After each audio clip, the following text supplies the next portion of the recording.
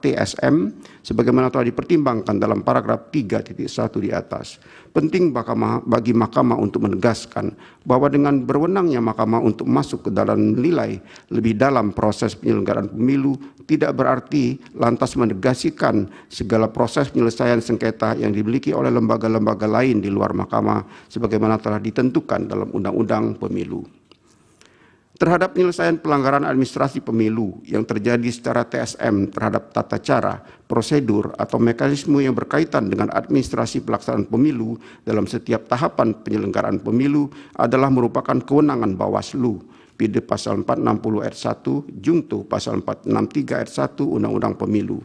Dalam konteks ini, Mahkamah bukan dalam posisi untuk memberikan penilaian terhadap proses penyelesaian yang telah dilakukan oleh Bawaslu, melainkan memastikan bahwa Bawaslu telah melaksanakan kewenangan dan bertindak dengan tepat sesuai dengan azas dan hukum pemilu yang berlaku. Proses penyelesaian sengketa yang dilakukan oleh Bawaslu menjadi sebuah database pengawasan sekaligus sebagai rekam jejak perolehan suara masing-masing pasangan calon yang sewaktu-waktu dapat dibuka kembali untuk menjadi rujukan dalam persidangan PHPU di Mahkamah. Berdasarkan hal tersebut, meskipun Mahkamah tidak terikat pada hasil pelaksanaan kewenangan Bawaslu, akan tetapi momentum pelaporan pelanggaran administrasi dan proses pemilu secara TSM kepada Bawaslu menjadi hal yang penting dalam penyelesaian sengketa tentang hasil perolehan suara. Sehingga dengan tidak adanya pelaporan pelanggaran pemilu secara TSM kepada Bawaslu, maka dapat dikatakan dugaan pelanggaran tersebut dianggap tidak pernah ada, kecuali dapat dibuktikan sebaliknya dalam persidangan. Secara konkret, posisi Mahkamah terhadap proses pelaksanaan kewenangan Bawaslu dalam perselisihan tentang hasil pemilihan umum adalah memastikan lembaga pengawas pemilu telah secara seksama cermat melakukan pengawasan, penilaian, dan penindakan dengan memberikan keputusan atau rekomendasi sesuai dengan azas dan hukum pemilu yang berlaku.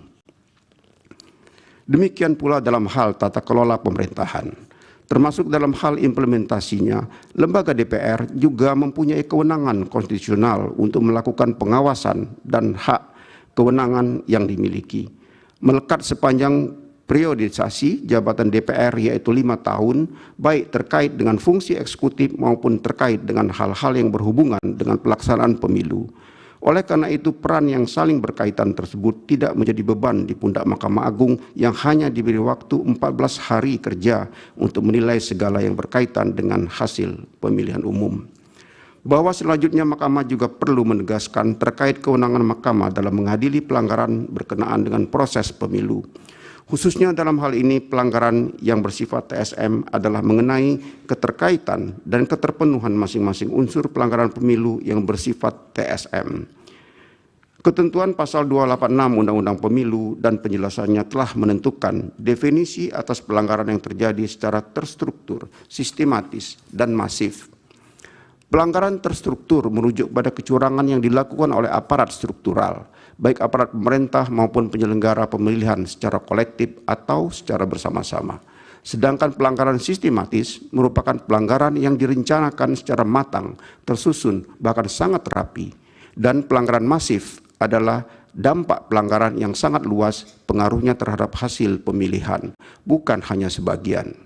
Selanjutnya yang juga perlu diuraikan serta dibuktikan dalam persidangan adalah hubungan kausalitas antara pelanggaran tersebut dengan kebebasan pemilih dalam menentukan pilihannya, sehingga menyebabkan penyelenggaraan pemilu tidak memenuhi azas langsung, umum, bebas, rahasia, jujur, dan adil yang pada ujungnya berdampak atau berpengaruh secara signifikan terhadap perolehan suara kontestan pemilu.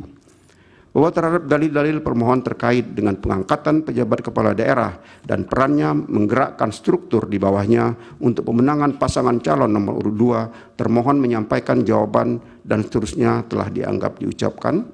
Pihak terkait pun memberikan keterangannya dan seterusnya dianggap pula telah diucapkan. Bahwa menurut pemohon terdapat hubungan yang erat antara penunjukan penjabat kepala daerah dengan dugaan kecurangan pemilu sebagai berikut.